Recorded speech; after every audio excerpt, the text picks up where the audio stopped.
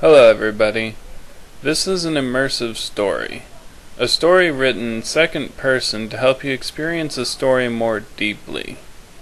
For the best results, please watch any of my induction videos so that you can slip into a pleasant trance while listening to it more easily. This story is voiced by Tarazia.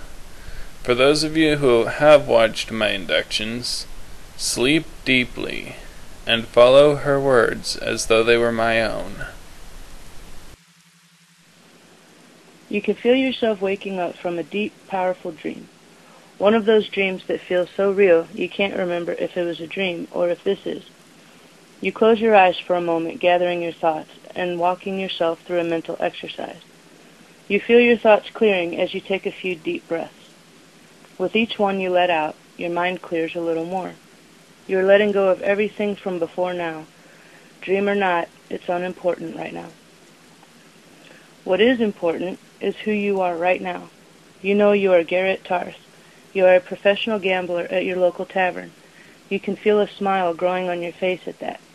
Paid to play games is what that is. Your luck is something of a wonder around the town, and while one would think that would keep people from playing, you knew it kept people trying to beat you. Lady Luck can be a fickle mistress, needlessly cruel to a man mere moments after seeming to bless him. Some people have gone so far as to theorize that you had somehow seduced her. You are smarter than that, though. You know the real secret to success. It's a trick you had picked up a long time ago. You know that as long as you expect good things come to you. And when you expect bad, when you fear or when you're nervous, you leave yourself vulnerable to misfortune.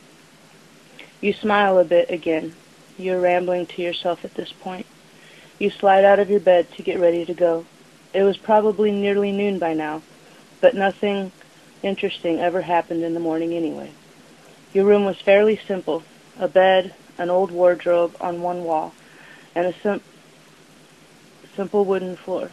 You walk over to the wardrobe, opening the doors. You can see your clothes hanging. You had several pairs of nearly the same outfit, a pair of brown leather trousers, a white linen shirt, and brown leather vest. In a small box in the corner is where you stash your winnings. You grab a pair of trousers and step into them one leg at a time.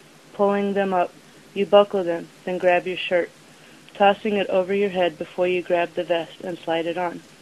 Finally, you grab your boots from the bottom and begin pulling the first one on, then the next.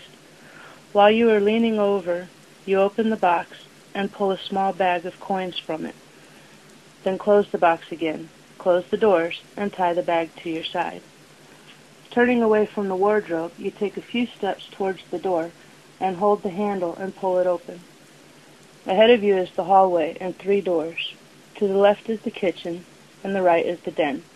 At the end of the hall is the front door. You pull the door closed behind you as you walk down the hall to push open the front door. Taking a couple steps out into the street, you can tell by the softness of the dirt that it must have rained lightly last night. You were so deep in your dream you didn't even notice. People were walking along the road in both directions, but you didn't pay them any mind, nor did they pay you any. You began down the street to the left of your house, towards the Lucky Cup Inn. As you walk down the road, you can feel your mind wander a little to pass the time while you walk.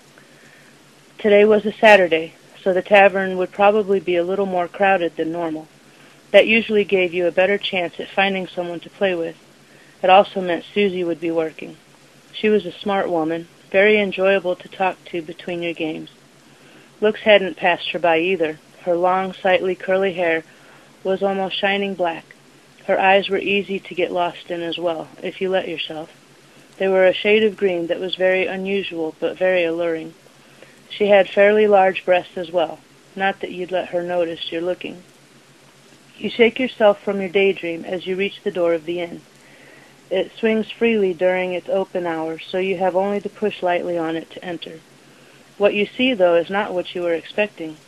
There were few patrons in the tavern right now, likely because of the brute making a scene.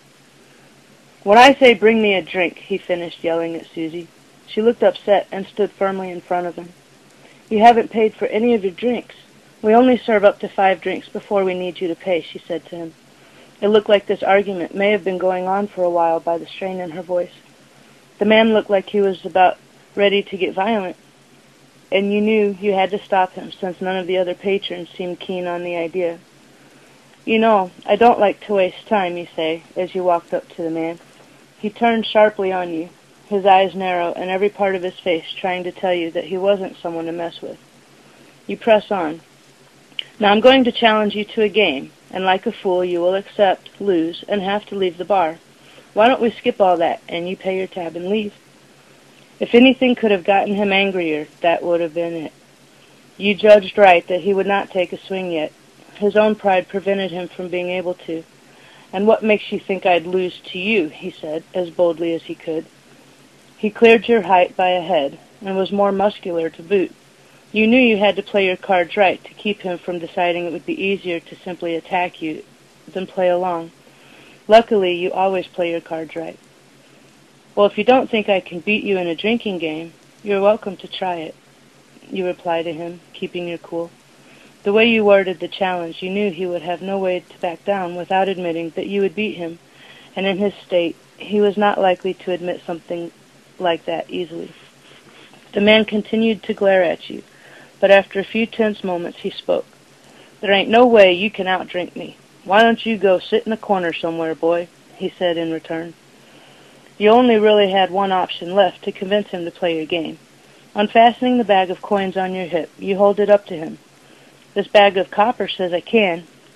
You beat me, I pay your drinks, and you can keep what's left. If not, you pay and get out of here." That managed to get his interest. He grinned, obviously thinking that he was about to make some really easy money and some free drinks.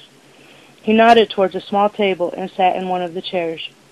You follow him to the table and pull the chair across from him back and sit on it. Then you produce a set of dice from your vest pocket. "What are those for?" the man asked sternly. "I said this was a drinking game, sir," you replied. "We each roll. Whoever rolls less takes a drink, and we continue until one of us passes out." He grumbled a bit at the new development, but seeing Susie now approaching with a tray of drinks kept him from leaving. As she got closer, she bent over to place the tray on the table, revealing a good bit of cleavage as she did. You take a brief glance as your eyes move up to her face. Just as your eyes meet hers, she winks. Unbeknownst to most patrons, a drinking game of any sorts in this bar uses a special blend that Susie mixed herself one time with your help.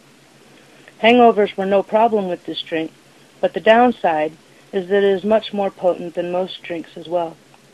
She decided to call it Susie's Knockout because just a few of them would really knock you out.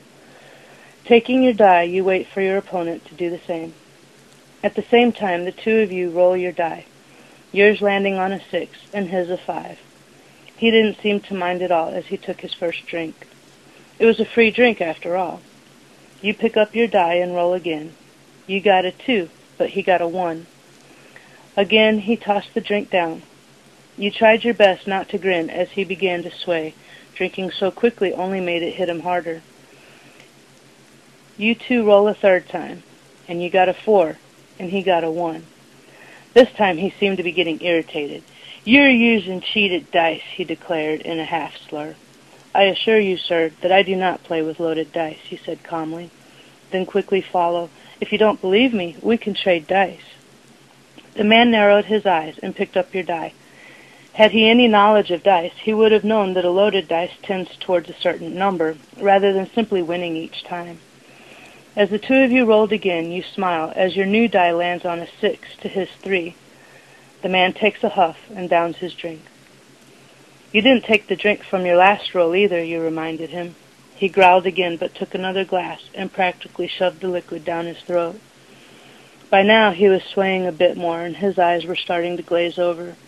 You could tell the drinks were having a powerful effect on him, and briefly wondered how strong the drink was, as you hadn't actually had one before. The next roll answered your question. Your dice fall on a 1, compared to his 4. Internally you scold yourself for letting your focus slip. The man laughed out loud, as though he hadn't already lost several rolls in a row, as you pick your glass up and slowly drink it down. As the cool liquid flows down your throat, you could feel your thoughts grow slippery.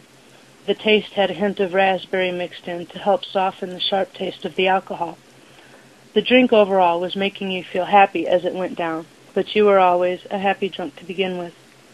As you finish your drink, you pick up your die again, feeling so carefree and relaxed. When you let it go, it seemed like it was rolling in a slow motion before coming to stop on a 6. Looking up, you saw his die was also on a 6. Since it was a draw, you both pick up a glass and begin to drink. The wonderful liquid flowed into your body so perfectly, erasing all of your worries and cares. You made a mental note to remember to order this drink again sometime. Setting the glass down, you smile. Your opponent was laying on the table now, sleeping. The bartender was already next to him, helping the man up to bring him to the back room until he sobers up. Once they were out of the way, Susie snuck back over next to you. She looks so wonderful right now as you look up at her. She smiled, giving you a soft kiss on the forehead for your help, just before you drift off into a nice, relaxing sleep. Or maybe you're waking up. Sometimes when a dream is so deep, it's hard to tell.